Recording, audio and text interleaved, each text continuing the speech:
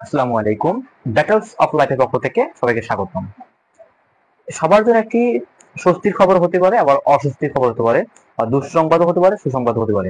SSC 2024 পরীক্ষা একদম স্থগিত হয়েছে, অনির্দিষ্ট কালের জন্য স্থগিত হয়ে গেছে। এই পরীক্ষা কবে শুরু হবে, কোন দিন শুরু হবে, কেউ এটা জানে না। শিক্ষা মন্ত্রণালয় থেকে এটা সম্পূর্ণই বলা হয়েছে যে এইচএসসি 2024 পরীক্ষা স্থগিত। এটারও কারণ আছে যে এইচএসসি 2024 পরীক্ষা কেন স্থগিত, কি কারণে স্থগিত। এসএসসি 2024 পরীক্ষা দেখো, প্রতিটা পরীক্ষার জন্য আমাদের প্রিপারেশন দরকার একটা আছে সবার। এখন দেশের যে অবস্থা ছিল, বর্তমান অবস্থা একটু স্বাভাবিক। তারপর দেখো আমাদের শিক্ষামন্ত্রী চেঞ্জ হয়েছে, সরকার প্রধান চেঞ্জ হওয়ার কারণে শিক্ষামন্ত্রীও পরিবর্তন হয়েছে। একটা আগে রুটিন দেওয়া ছিল, ওই রুটিন অনুযায়ী পরীক্ষা হবে না। কেননা আমার দেখো যে পরীক্ষাগুলো নেওয়া হয়, পরীক্ষাগুলো নেওয়ার জন্য একটা প্রশ্ন তৈরি করা হয়।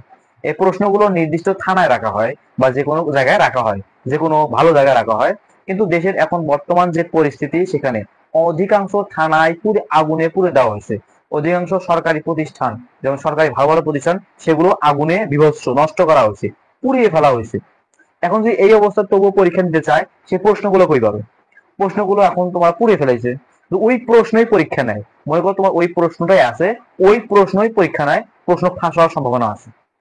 কেননা ওই প্রশ্ন সম্পর্কে পুরো নাও যেতে পারে, দু একটা থাকতে পারে, ওগুলো ফাঁস হতে পারে, এটাও থাকতে পারে।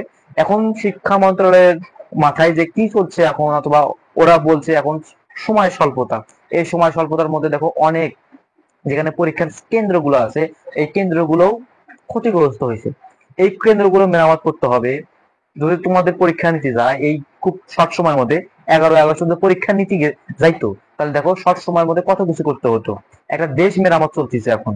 তারপরে তোমাদের যদি এই কেন্দ্রগুলো মেরামত করতে হয়, তারপর এই প্রশ্নগুলো নষ্ট হয়ে গেছে, সেগুলো নতুন ভাবে প্রশ্ন করা, ছাপানো, প্রেসে ছাপানো, সম্পূর্ণ অনেক সময়ের ব্যাপার। এখন এই আজকে 7ই আগস্ট, আজ সেই জন্য 7ই আগস্ট আজ সকালবেলা দুটা ব্রিফিং এর মাধ্যমে সবাইকে জানানো হয়েছে যে আহ, তপন স্যার, ঢাকা আন্ত বোর্ডের তপন স্যার জানাইছে যে তোমাদের পরীক্ষা সম্পূর্ণ অনির্দিষ্ট কালের জন্য স্থগিত। তারাও জানে না কোন দিন তোমাদের পরীক্ষা হবে, কোন দিন তোমাদের পরীক্ষা নেওয়া হবে, তারা কোনো কিছুই জানায়নি। অনির্দিষ্ট কালের জন্য পরীক্ষা স্থগিত। এমন হয় 15 দিন, 20 দিন, 1 মাস, এমনও হয়। তোমরা অনেকে ভাবতেছো যে অটো পাস হতে পারে, এটা এখন না, পরীক্ষা হবেই।